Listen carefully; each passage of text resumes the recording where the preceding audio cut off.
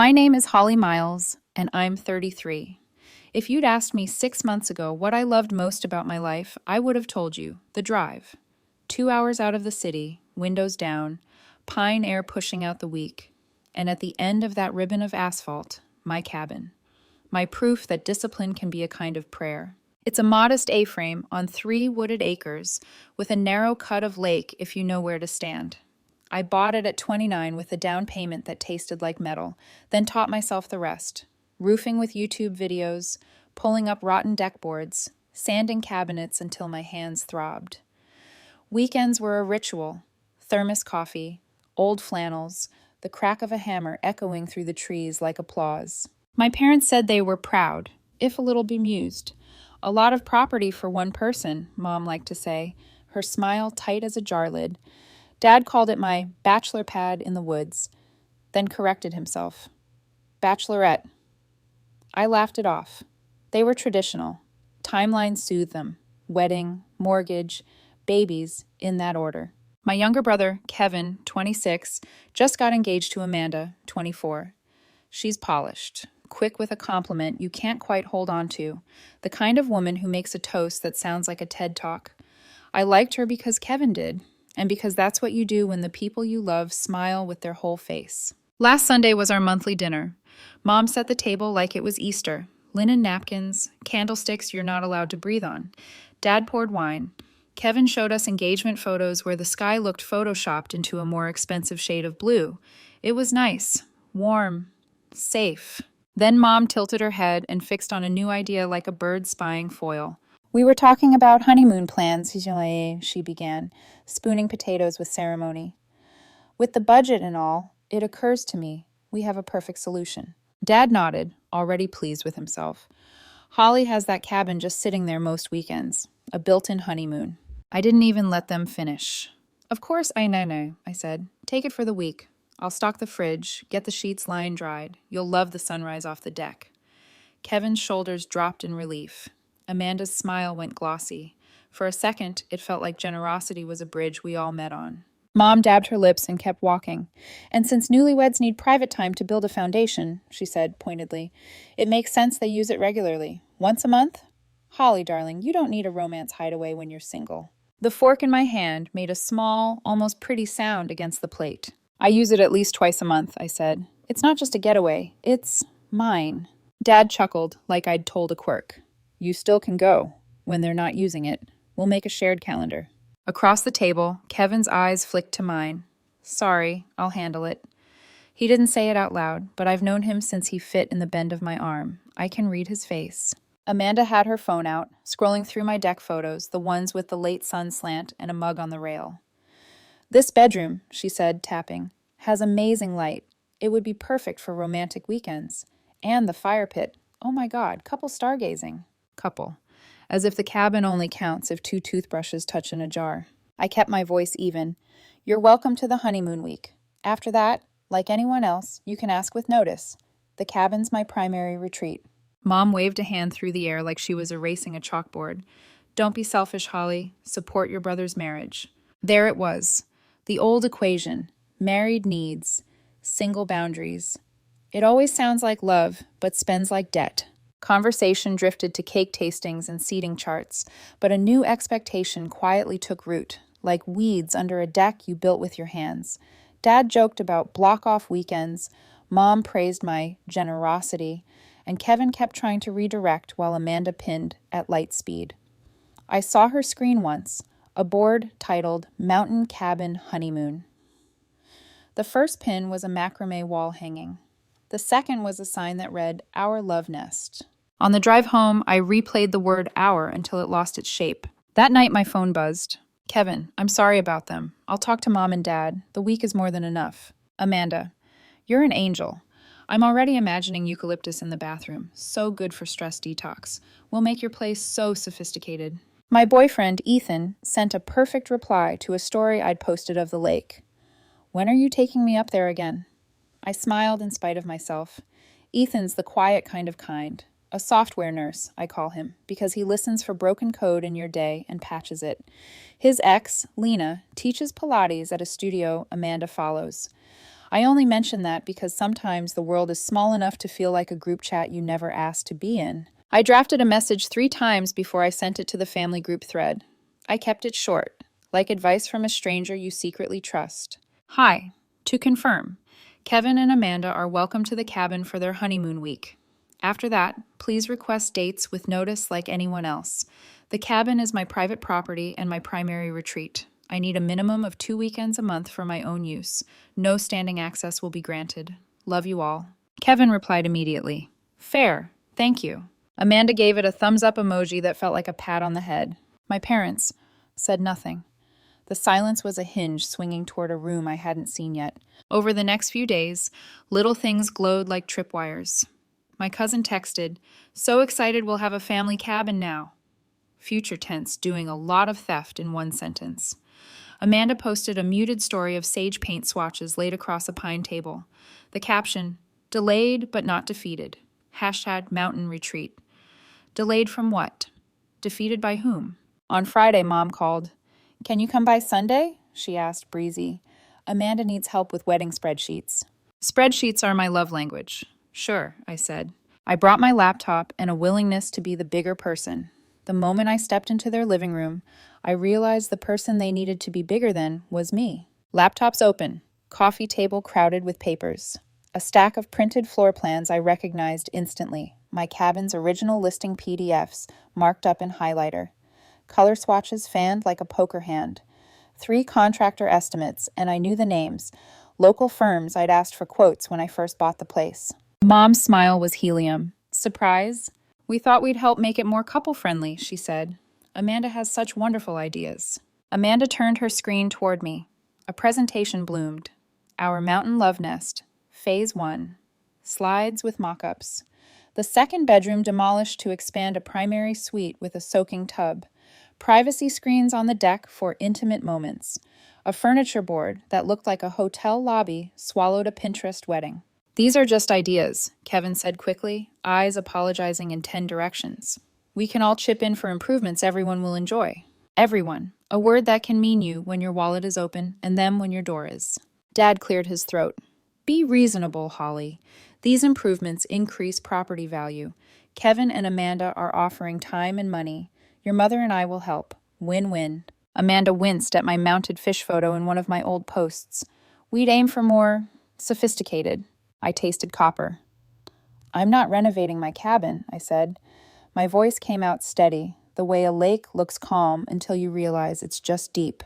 I like it exactly as it is. Silence gathered itself. Mom sighed, theatrically put upon. Don't you want them to feel comfortable? They will, for the honeymoon. Amanda glanced down, then rallied with the weightless confidence of someone who thinks a hashtag is a plan. I already told my followers about the project, she admitted. There's a highlight reel. Your followers? I asked. About renovating property you don't own? Kevin touched her wrist. Amanda, take the post down. His voice was gentle and firm, a tone I hadn't heard him use with her before. It gave me a flicker of hope I carefully did not feed. Dad launched into a speech about family and sharing and, in my day, and I realized, suddenly and sadly, that the conversation wasn't about a cabin. It was about a hierarchy. In the version where I marry and hand over the keys, I become valid. In the one where I keep them, I become selfish. I stood. The honeymoon offer stands, I said.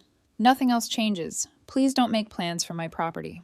As I reached the door, I heard Amanda whisper to Kevin, It'll be empty most of the time. We're making it nicer. On my way home, the sky broke open in a flash thunderstorm, rain like coins against the windshield.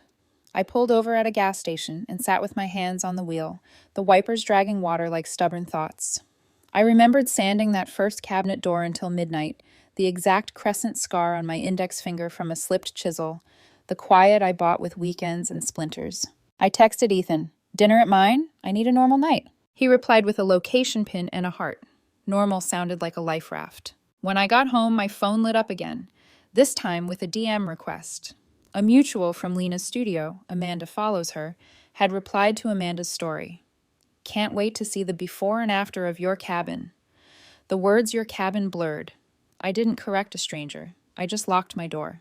I didn't know it yet, but the spare key my mother kept for emergencies had already changed hands. And next weekend, I'd find out how far family travels with a key they didn't earn. When I got to my parents' house that Sunday, the sky had that washed-out color that never decides between rain and light.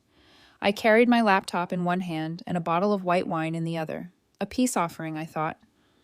But the moment I stepped through the door, something in the air told me this wasn't about spreadsheets. The smell of coffee, the faint clatter of keys. The living room looked like a war room disguised as a family meeting. My parents, Kevin and Amanda, were already seated. 3 laptops open, printouts covering the table like a real estate seminar. My stomach tightened before anyone said a word. Mom looked up first, her face bright with rehearsed excitement. "Holly, perfect timing. Sit, sweetheart. We've been working on a little surprise." There's a specific tone people use when they're about to bulldoze your boundaries. Sugary, practiced, with a finish of guilt. I recognized it instantly. Amanda turned her screen toward me, her tone halfway between a TED Talk and a bridal magazine voiceover. "So, since Kevin and I will be using the cabin regularly—" "Excuse me?" I interrupted. She blinked, then smiled like I'd misheard. "Since we'll be visiting sometimes, we thought it'd be nice to make it more romantic. Add value." On her screen was a PowerPoint titled, "Our Mountain Love Nest, Phase 1. Slides full of mock-ups, pastel renderings, quotes from contractors, and even mood boards. I scanned them. Knock down the guest room wall to create a spa-style master suite. Add a jacuzzi tub under a skylight. Replace the rustic furniture with modern, neutral tones. Privacy screens on the deck. 4 intimate moments." And the header of slide 3, creating our forever retreat. I set down the wine. "Amanda, you made renovation plans for my property?" Mom clapped her hands like this was a home makeover reveal. "Isn't it lovely? Amanda has such vision. We even spoke to a contractor. Your father says the improvements will increase your equity." Dad chimed in with his usual logic as leverage tone. "Be reasonable, Holly. They're offering to help fund the work. You'll still own the cabin. It'll just be more comfortable for everyone." I looked at Kevin.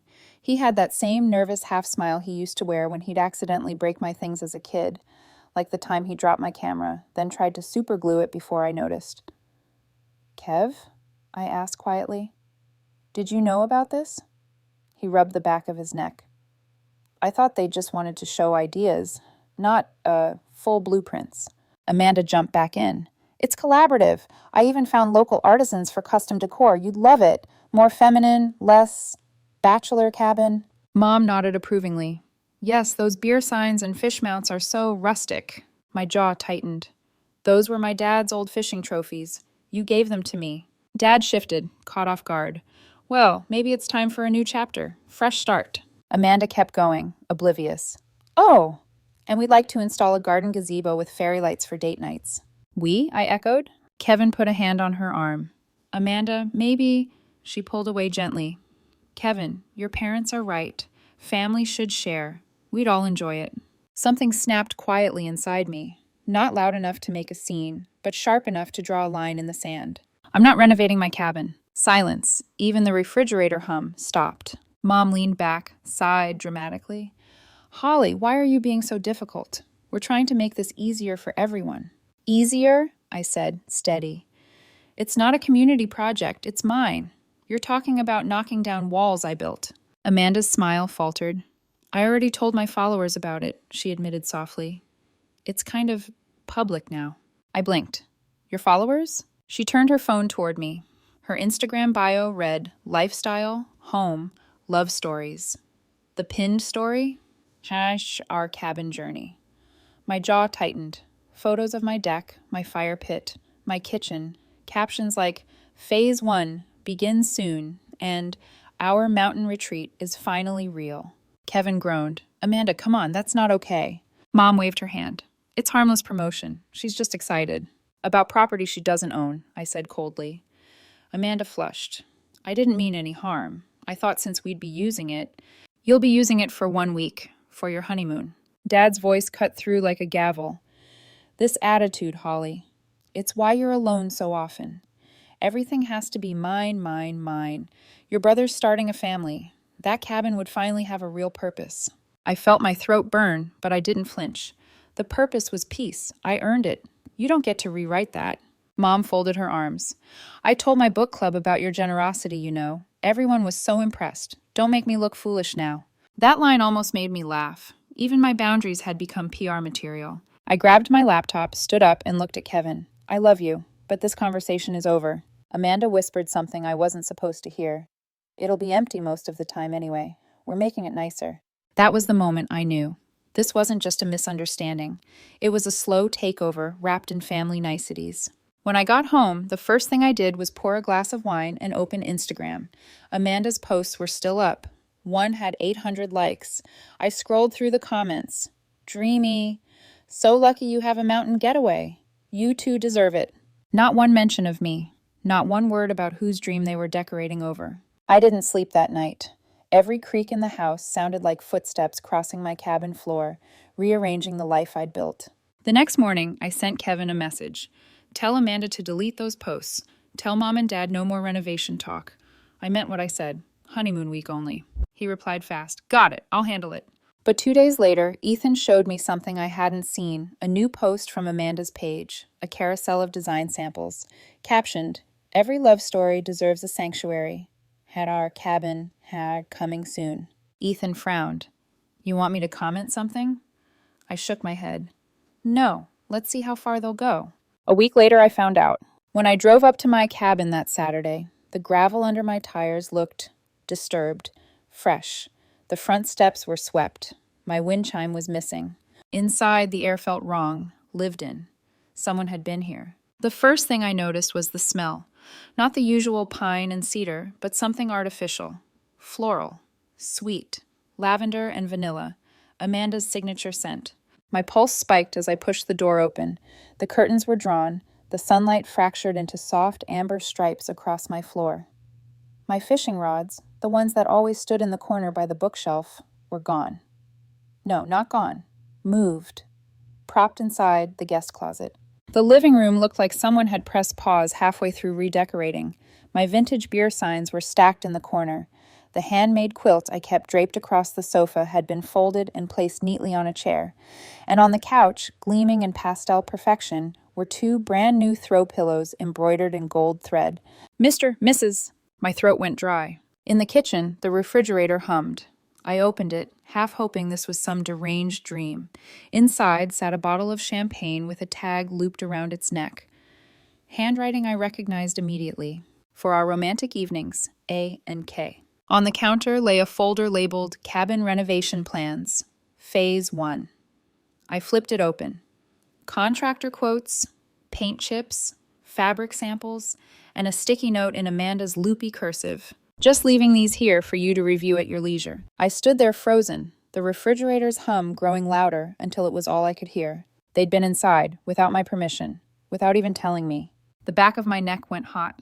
I called Kevin before I could second guess it. He answered cheerfully, "Hey, Hall, did you get our surprise?" "Surprise?" My voice came out sharp enough to cut glass. "You were in my cabin?" Silence. Then a nervous chuckle. "Mom gave us the key. She said you wouldn't mind if we just looked around. Amanda wanted to show you how her decor ideas would fit in the space." "What key?" I demanded, though I already knew. The emergency key. The one I gave my parents years ago in case something happened while I was away. "You took the emergency key and went into my house?" Kevin exhaled, defensive now. "Relax, we didn't change anything. We just looked around, took measurements." "Measurements for what?" I asked. I said no renovations. Amanda just wanted to understand the layout, that's all.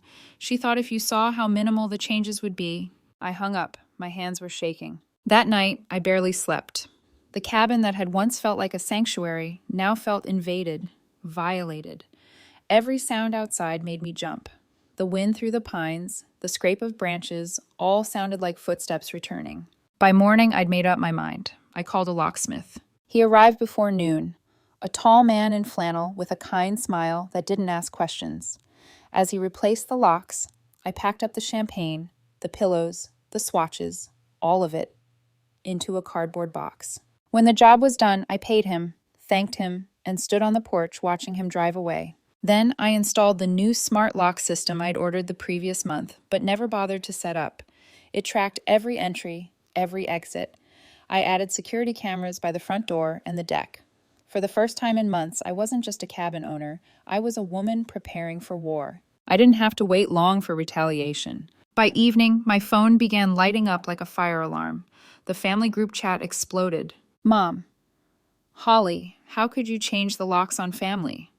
Dad, your mother was just trying to drop off fresh linens for Kevin and Amanda's honeymoon. You've gone too far. Amanda, I'm heartbroken. I was only trying to help improve your investment. I thought we were becoming family. Kevin, can we talk?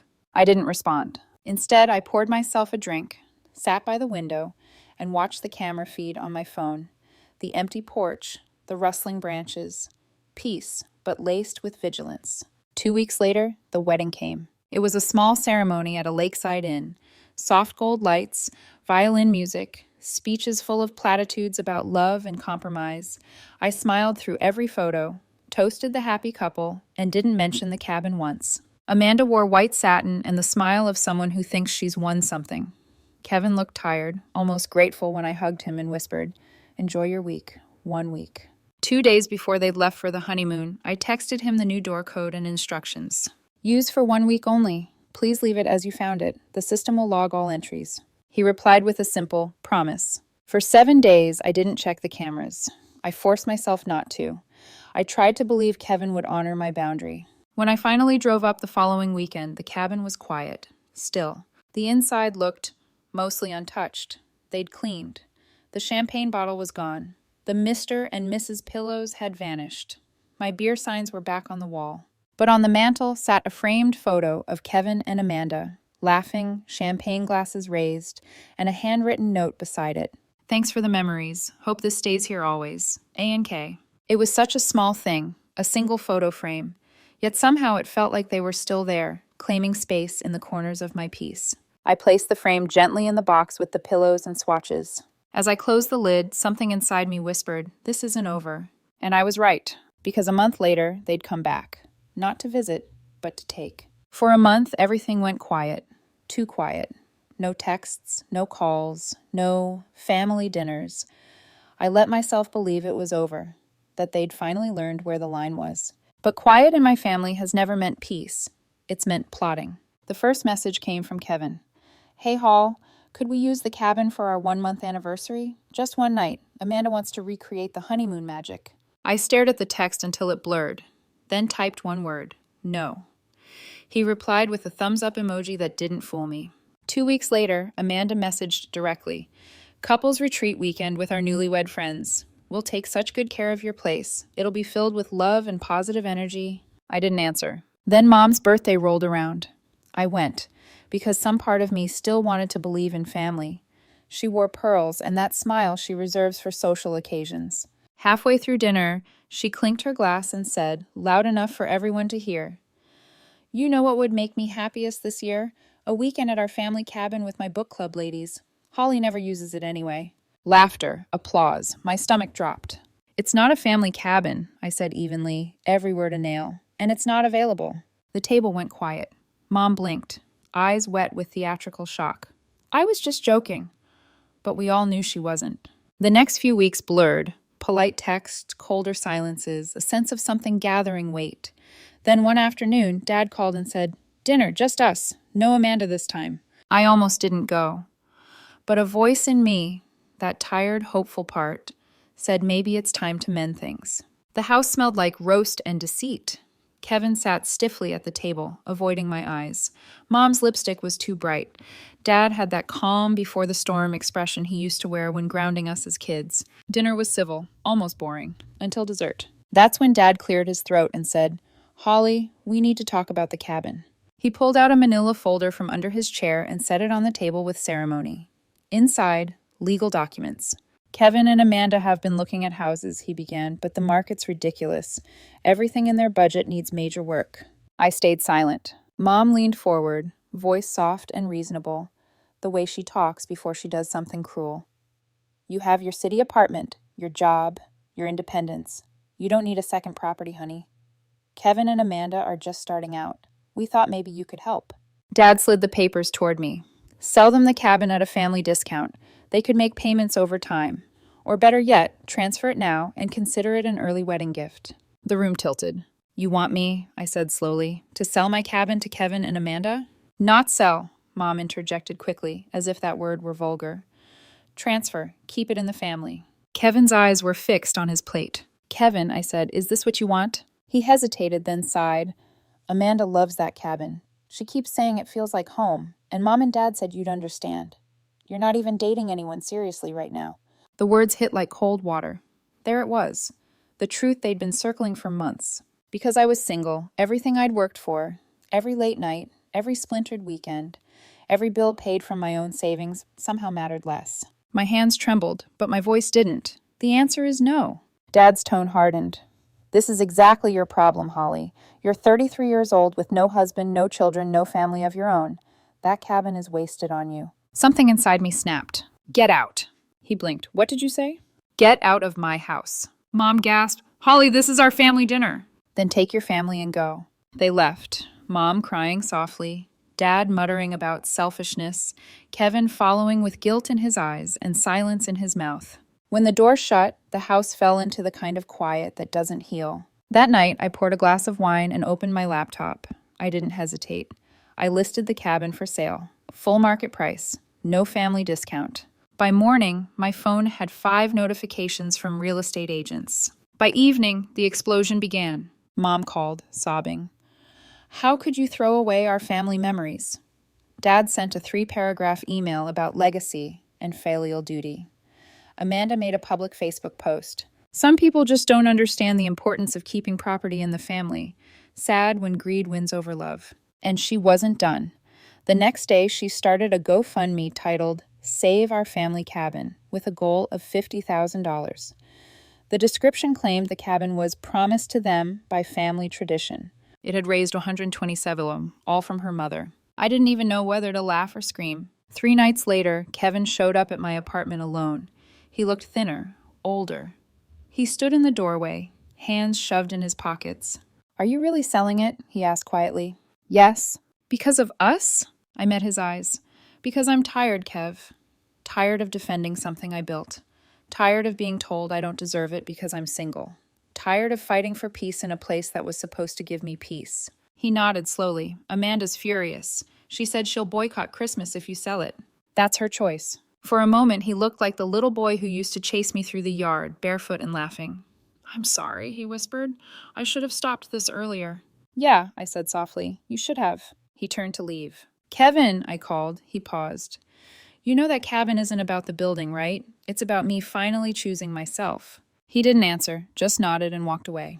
A week later, I accepted an offer. Full price, no contingencies. The sale closes next month. When it does, I'll be gone. To another state, another cabin, another life where no one has a key but me. I don't know if my family will ever forgive me, but for the first time in a long time, I don't need them to. The morning the sale closed, I woke to rain tapping my window. Not the violent kind, but the soft, steady kind that sounds like punctuation, like an ending that doesn't need applause. The cabin sold at full market price, 3 offers above asking. The buyers, a retired couple from Oregon, sent a kind email thanking me for such a beautiful home filled with character and care. They said they planned to name it Whisper Pines. I smiled at that. For weeks, my phone buzzed with messages I didn't answer. Mom's voicemails ranged from tearful pleas to icy lectures. Dad's emails turned into sermons about legacy and loyalty. Even Amanda's GoFundMe stayed up until someone reported it for fraud, which, for the record, wasn't me. When Kevin finally texted, it wasn't an argument. It was a photo. My old deck, sunlight breaking through pine trees, a caption underneath, "They moved in today, looks peaceful." I stared at that picture for a long time, my chest tightened. Not with regret, but with grief for what peace cost me. Then I started packing. Ethan came over to help carry boxes. He didn't ask questions. He just worked quietly beside me, the way he always does. When we loaded the last one into the truck, he turned to me. You sure you don't want to tell them where you're going? I'm sure, I said. This time, I want silence to actually mean peace. We drove 3 states east to a property I'd found online. A fixer-upper nestled on 5 wooded acres, untouched, unassuming, and mine alone. The roof leaks. The porch leans. The wallpaper's older than me. And I've never loved anything more. I changed my number, forwarded my mail, left the past on read. Mom found out anyway, of course. Mothers always do. She left me a voicemail that started with, "I just hope you're happy," and ended with, "You'll understand when you have children." I didn't delete it. I just never pressed play again. Kevin sent one last text a month later. "Amanda's still mad. Mom's still crying. Dad's pretending none of it happened. But I get it now. You earned it, Holly. You always did.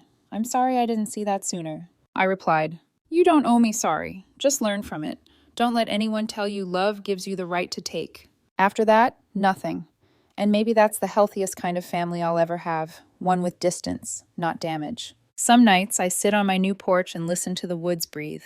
The cicadas drone, the trees sway, the rain traces the roof in gentle Morse code.